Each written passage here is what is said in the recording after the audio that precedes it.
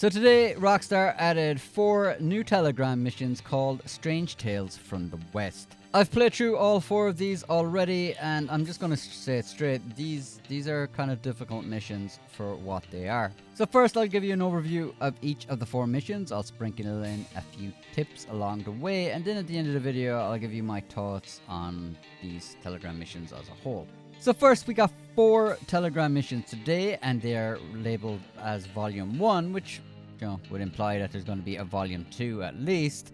So we'll probably get a few more of these kind of missions in the future. So the 4 we got today are Strange Tales of the Plague, Strange Tales of the Modern Science, Strange Tales of the Bayou, and Strange Tales of the Wilderness. You will definitely want to stock up on ammo and tonics before starting these missions. Particularly ammo, as you will go through a lot of it in some of the missions. And it's worth noting now before you get into it that these are free aim missions, so if you're not a fan of free aim, definitely throw on Painted Black and bring a shotgun in with you, and that'll make your life a little easier.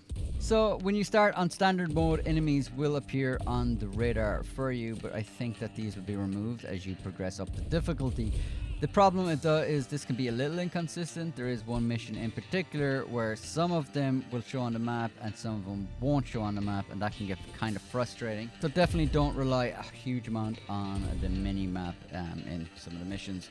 So for the first Tale of the Plague, you have to go to Armadillo, where you will stumble across the cult, who are able to bring back some of the dead to attack you. Theodore wants you to bring back some corpses, and one thing you will want to notice here is that the corpses are usually going to be in an area where you'll start getting killed if you start breathing in the fumes. So using your lasso to pull those corpses out is the simplest way to do this. The cult will also be able to summon people from the dead, and you'll spot these kind of doing a ritual to summon the dead. And what you want to do is just go around and kill like the human enemies, because once you kill one of them, it will kill all of the zombies or the undead that are connected to them and that they have summoned. So you can really make your life a lot easier by just picking off the humans at the start. But look, the undead are pretty slow on their own and they're easy to kill. They just go down pretty easy. But if you do leave them to their own devices, they will kind of gather numbers pretty quickly, and then they can be a bit more challenging to take them all down at once. But look, a few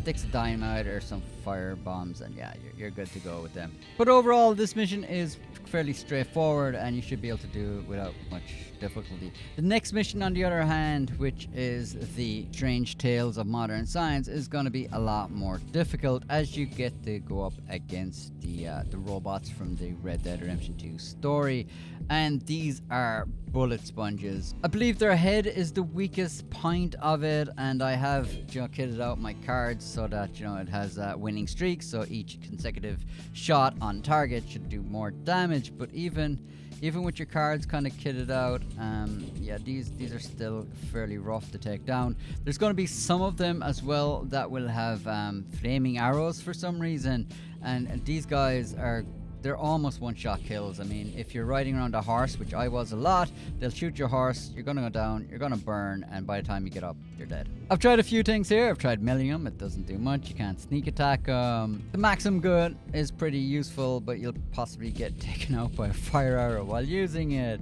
Overall, these are quite difficult, and the NPCs won't be much help if you do release them anyway. They won't last that long against them. This mission definitely felt like it would need an extra player or two to help you out, but it can be done. It's just going to take you a lot of ammo, a lot of patience, and you will take them out.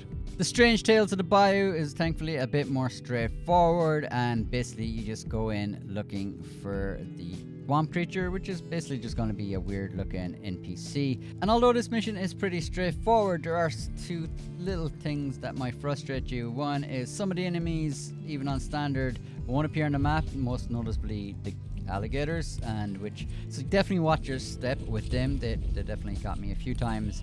The other thing is, once you kill a bunch of enemies, the creature will move again, so you'll have to get to that area quickly, or you will die from being out of bounds.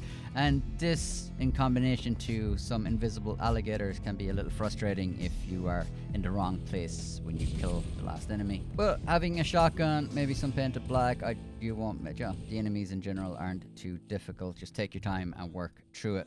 The last mission, Strange Tales of the Wilderness, doesn't sound like it should be too difficult, to be honest. So basically what happens is you're taken captured, you lose all your weapons, you get half your health, half your stamina, and then you kind of have to use a little bit of stealth to kind of go around and get your stuff back, and then go and search the entirety of tall trees for a person to get a letter. I spent a lot of my time with this going through, being stealthy, killing all the people in the camps, and then I got hatcheted, and then when you restart from a checkpoint, you essentially start back at the very start and all the enemies have respawned. And that really is where the challenge of this mission will start, and that is you are going to get very, well, I did anyway, I got very bored of running around with half stamina, looking at each of the camps trying to find out where the guy was. And this was the first time in the missions I started to really question why I was doing this. It really was tedious, to be honest. For me, he was up at this location here, but I did check on an alt character and he wasn't there. So unfortunately, it seems like you're going to have to find out, to check all the camps and see where he is. My only real advice here would be, if you can find someone that has a horse, there's some enemies that will be riding along the roads, just take them out and take the horse, run around quickly to find out where the researcher is. You'll see a little white dot flash when you get close to it. That's how I figured it out. Sometimes you might hear the voice of someone that's captured, but for me anyway, they weren't even near that location, so it felt like John was kind of sending me the wrong way. When you look at clues, the clues aren't going to lead you anywhere either, from what I could see. So basically, you're going to have to run around and find out, where he is manually. And this does get quite tedious. And at the start, I really was trying to build up my ammo and all this stuff and get all the stuff, looting everything. But when you die and you restart from a checkpoint, you lose all of that. So to be honest, your first thing you should really want to do here is find out where he is, and then you can kind of make your way to him. If you die, go back and make your way and find him again. Eventually, like, if you keep playing this, you will obviously know all the spawn points for him.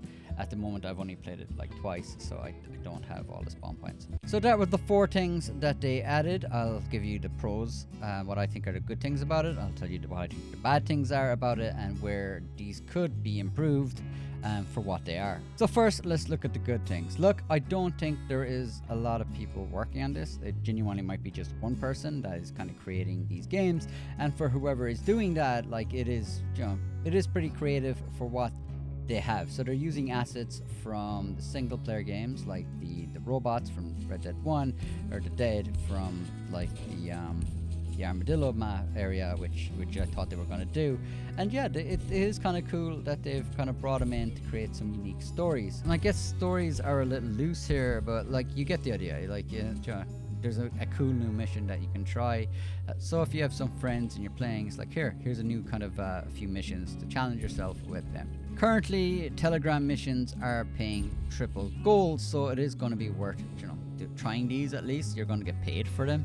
I think you can get like 144 gold, and they're going to take you a while to probably do them as well, so you probably get the full pay. The trailer was also really well done. Like, I saw it after I played all the 4, and I'm still like, wow, that looks exciting. I would have liked to have seen those cutscenes incorporated to the actual game, though. I mean, I know it's just a cutscene, but it would kind of make it look like there was a bit more to these missions. And I mean, they had the cutscenes for the trailer, so I would like if they'd incorporated them. Now for the negatives, just like, to be fair, now with all of the telegrams, the negatives are there's going to be a cooldown on these. Also, these are I would consider these quite difficult, even on standard. And once they get harder, you can never go back. So once you complete it on standard, it's going to go to hard, and then it'll go to ruthless, and you can never go back. So if you found this challenging to do solo, and then you hit the wall where you can't pass it either on hard or ruthless, well, you're probably not going to play these missions again. So the replayability of these missions aren't great. But look, that's the same with all Telegram missions, that you can't just go backwards in the difficulty level. Another gripe, but again, this is with all Telegram missions, and I suppose all missions really in Red Dead Online, is the cooldowns. They're just pointless. They just slow down your It's not even progression. They just get in the way of you playing the content. You can play a mission, then wait to play another one of the new missions. Unless you're like me and you have an alt character, you can probably just jump onto the alt character and just play another one and just keep going back and forth. But look, I mean, there just shouldn't be a cooldown in the first place, and you should be able to play through all of the stuff that you want. The other thing is, when you do die and you have to restart, you don't restart with the ammo that you had at the start.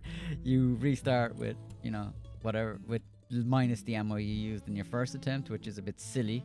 I think you should at least get your stuff back, because you could essentially end up, if you keep trying, just running out of ammo and you have to just quit, buy ammo and restart again. I feel these missions are more kind of catered to maybe a veteran player who has everything unlocked and is just looking for a challenge.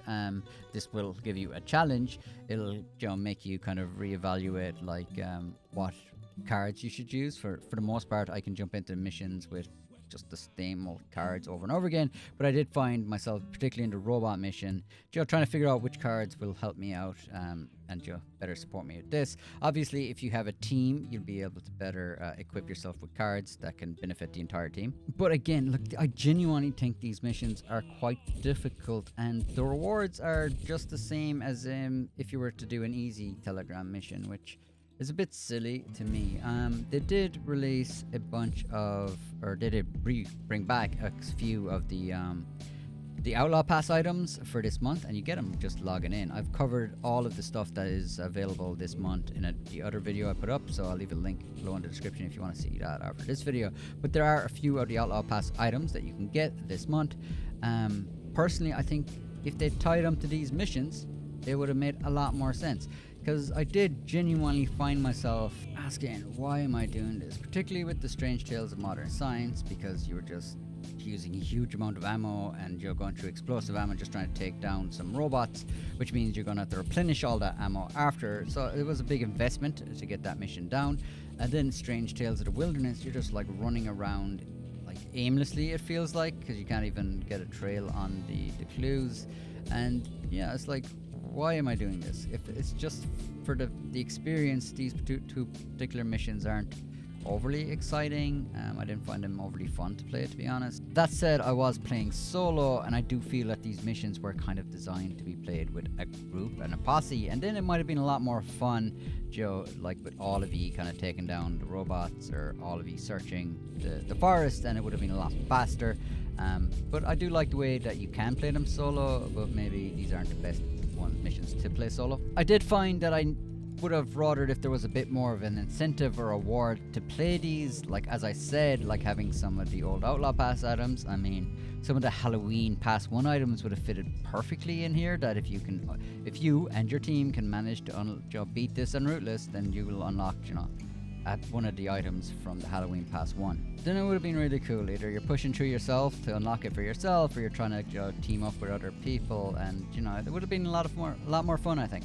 But I think for a lot of people, the question is going to be, after they play them once, do they want to replay them? Is there replayability there, or is there a reason to push through and keep playing them? And I don't think there is. As I said, if they had added an incentive of some old Outlaw Pass items that you could unlock by working your way up through, that would be incentive. If there was a bigger pay because of difficulty level, that might be an incentive. But at the moment, I think a lot of people will like to jump on, and they're definitely worth playing through once. So people will jump on, play through them, and then they might kind of start playing the other content that's in the game. But look, that's just my first impressions from playing through them all. Let me know in the comments, have you played through them all? And if so, what are your thoughts on them? Also, have you any other tips and tricks that maybe I didn't include in this video? They would also be helpful for me and the entire community. And if you haven't played them yet, what do you think of them, and are you still excited to play them? As I said, I would recommend everyone try out all of the content at least once to see what it is. And me personally, as I really do love the game Red Dead Online, it's nice to have a reason to jump back on and get back into the world. So for that alone, I'm happy with this content for now. And I do like the fact that they brought back the Outlaw Pass items. Again, if you want to see all of the stuff they have brought back and all of the bonuses and discounts for the entire month, I'll leave a link to that in the description, as well as a link at the end of this video if you can see that. As always, thanks everyone for the support. Really do appreciate it, especially the members. You guys are awesome. Catch you again, people.